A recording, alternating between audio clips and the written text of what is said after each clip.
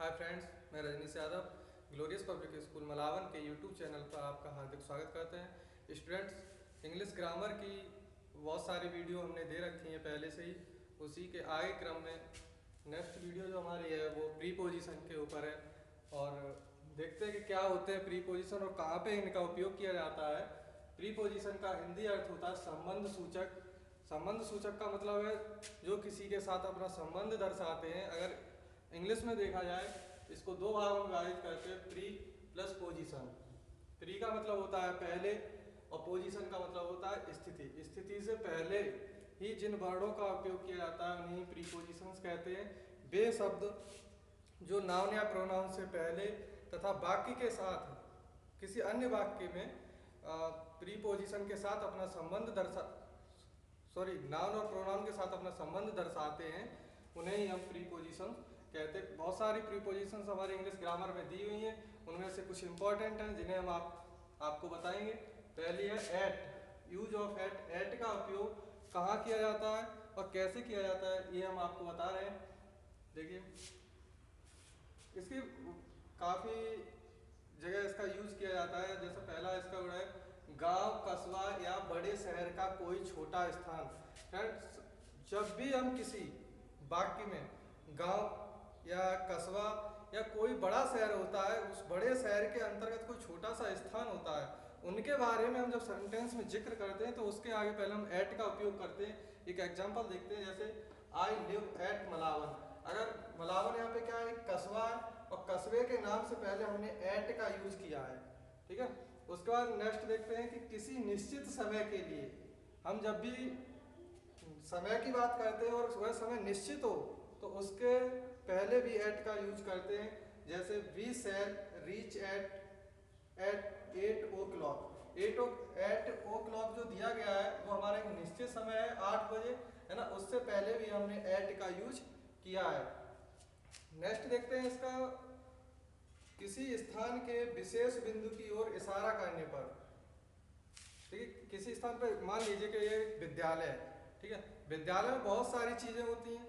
जैसे मान लिया हमारा ये व्हाइट बोर्ड, अगर विद्यालय के अंदर हमने एक चीज निश्चित कर दी और बोला आपसे कि व्हाइट बोर्ड की तरफ देखो, है ना, तो पूरे विद्यालय में एक चीज निश्चित की है ना, एक वस्तु को निश्चित किया है। किसकी ओर देखने को कहा है मैंने? व्हाइट बोर्ड की ओर देखने को कहा है। जैसे देखिए, look at the white board, है ना। तो व्हाइट बोर्ड एक निश्चित पॉइंट हमने कर दिया था यहाँ पे, उससे पहले एट का यूज किया। यूज ऑफ इन। इनका अर्थ होता है मैं। ठीक है, तो दूसरा प्रीपोजिशन है हमारा इन। पहला हमने एट बताया आपको। इनका प्रयोग देखते कहाँ पे होता है। नंबर 1, देश, प्रदेश या बड़े शहरों के लिए। किसी देश के नाम से पहले, प्रदेश के नाम से पहले या बड़े शहरों के नाम के आगे इनका उपयोग करते हैं। जैसे एग्जांपल देखते हैं, Santosh lives in Dubai. Santosh Dubai में रहता है, तो दुबई एक बड़ा शहर है, बड़ा देश है ना। तो देश के नाम से पहले क्या है, इनका यूज किया हमने।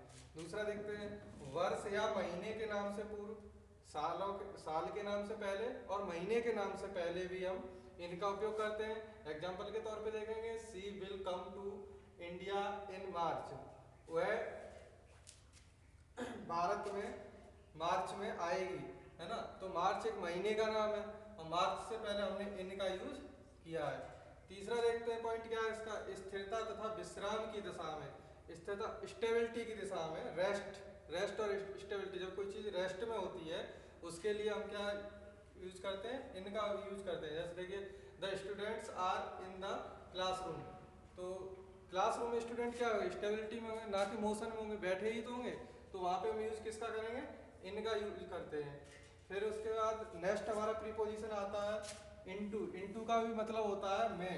अब देखिए इन दोनों में अंतर क्या होता है, इस इन में और इनटू। बहुत सारे लोग इनकी जगह इनटू का यूज कर, कहाँ पे इनटू लगता है, कहाँ पे इन लगता है, ये दोनों में डिफरेंस देखिए। इसका मैंने बताया कि स्टेबिलिटी, जब कोई चीज स्थिर होती है वहां पे इनका यूज होता है, और इनटू का उपयोग वहां पे होता है जब कोई चीज मोशन में होती है, गति में होती है, वहां पे इनटू का यूज करते हैं। दोनों का मतलब तो मैं ही होता है, लेकिन ये मोशन में हो तब और ये स्टेबल हो तब। देखिए इसका उपयोग देखिए कैसे, जब कोई वस्तु गतिशील हो वहां पे किसका उपयोग करते हैं, इनटू का। जैसे देखिए example, I jumped into the river, मैं नदी में कूदा।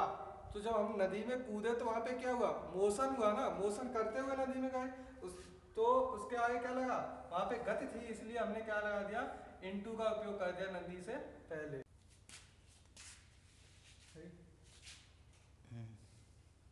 नेक्स्ट हमारा प्रीपोजिशन है यूज ऑफ ऑन। ऑन का प्रयोग, ऑन का प्रयोग कहाँ पे होता है, इनका मतलब होता है मैं, इनटू का मतलब होता है मैं, ऑन का मतलब होता है पर, जब कोई वस्तु किसी के ऊपर होती है, मैं अंदर होती है, उसके लिए यूज किया जाता है। तो ऑन देखते हैं, किसी वस्तु की स्थिरता को प्रकट करने के लिए जब एक वस्तु दूसरी के ऊपर हो और उसे छू रही हो, ऑन का प्रयोग जब करते हैं कोई वस्तु स्थिर हो, स्टेबल हो और एक सतह दूसरी सतह को छू रही हो। जैसे देखिए, अगर ये मेरा हाथ है, ठीक है, इस पे हम मार्कर को इस तरह से रखें तो इसकी सतह एक दूसरे को छू रही है, तो इस स्थिति में कोई भी वस्तु रखी हुई है वहां पे हमेशा ऑन का उपयोग करते हैं।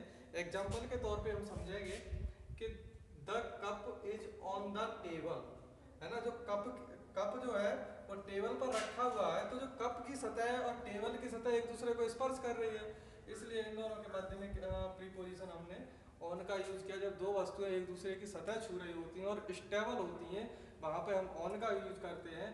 दूसरा पॉइंट देखिए क्या है इसका, ऑन का उपयोग और कहाँ होता है, दिनों के नाम से पूर्व या तिथियों से पूर्व, जो हमारे दिन होते हैं, इससे पहले हमने इनका उपयोग बताया था, वर्ष के नाम से पहले बताया था वहां पे, और यहाँ पे दिन है, ये ध्यान रखना है आपको, कहाँ पे वर्ष के साथ क्या आता है और दिन के साथ क्या लगता है, ठीक है। तो दिनों के नाम से पहले ऑन उपयोग किया जाता है, डेट कोई दे रखी हो उससे पहले ऑन का उपयोग होता है, जैसे ही डाइड ऑन 15 अगस्त, उसकी 15 अगस्त को मौत हो गई, तो यहाँ पे देखिए ऑन आया है, क्योंकि ये 15 अगस्त जो दिया है वो एक निश्चित डेट दी हुई है, ठीक। उसके बाद देखते हैं नेक्स्ट है हमारा यूज ऑफ अपॉन।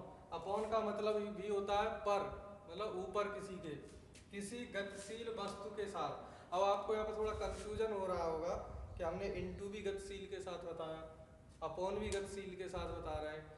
इनटू का मतलब होता है जब कोई वस्तु मोशन में है और किसी के अंदर को कूद रही होती है, वहां पे इनटू यूज होता है। अपॉन का मतलब होता है जब कोई वस्तु कूद के किसी सतह के ऊपर आती होती है, वहां पे यूज किया जाता है अपॉन का। तो देखिए the thief climbed upon the roof, है ना, तो जो चोर है वो चढ़ के कहाँ जा रहा है, ऊपर की तरफ जा रहा है ना, इसलिए अपॉन का होता। अगर यहीं से ऊपर से नीचे की तरफ कूदता तो इनटू का यूज हो जाता, इसलिए यहाँ पे हमने अपॉन का यूज किया है। और नेक्स्ट आर्टिकल देखते हैं, वो सॉरी प्रीपोजिशन है हमारा, नेक्स्ट प्रीपोजिशन है हमारा यूज ऑफ विद। विद का प्रयोग कैसे करते हैं, देखिए विद का अर्थ होता है से या साथ, है ना, किसी यंत्र के साथ। यंत्र जैसे चाकू है या तलवार है या बंदूक है, इससे के द्वारा कोई भी कार्य किया जाता है इन चीजों यंत्रों के द्वारा, तो उसके साथ हमेशा विद का उपयोग करते हैं। एग्जाम्पल में देखेंगे, she cuts the vegetables with a knife, है ना, वेजिटेबल्स जो है सब्जियों को किसके द्वारा काटा गया, नाइफ, चाकू के द्वारा काटा गया। ये चाकू भी एक यंत्र माना जाता है, इसलिए यहाँ पे क्या लगा दिया, विद लगा दिया नाइफ से पहले। उसके बाद नेक्स्ट हमारा आता है यूज ऑफ विदिन। विदिन का अर्थ भी होता है में, है ना, लेकिन इसका उपयोग देखिए कैसे करते हैं, समय की अवधि की समाप्ति के पूर्व, समय समाप्त होने से पहले, जस्ट पहले के लिए इसका उपयोग करते हैं विदिन का। देखिए कैसे, एग्जांपल समझिए, he will return within a week, वह सप्ताह के अंत में लौटेगा। सप्ताह 7 दिन का होता है, मान लीजिए सप्ताह, और 7वें दिन ही अगर कोई लौटे, समय की समाप्ति से पहले ही लौट रहा है ना, विदिन ए वीक, है ना, विदिन का मतलब होता है इसका उपयोग समय की समाप्ति से पूर्व के लिए करते हैं, तो इसका ए वीक यहाँ पर मतलब ये है कि सप्ताह जो समाप्त हो रहा है उससे पहले के लिए इंडिकेट कर रहा है यहाँ पे। उसके बाद दिया है यूज ऑफ आफ्टर, यहाँ पे बाद में, आफ्टर का मतलब होता है, अर्थ होता है बाद में, यहाँ पे समय की अवधि के समाप्ति के लिए। अब देखिए दोनों में अंतर समझिए, ये समय की समाप्ति के पूर्व, मतलब जस्ट पूर्व की बात होती है ये, और ये यहाँ पे क्या होता है, आफ्टर, समय के तुरंत बाद की।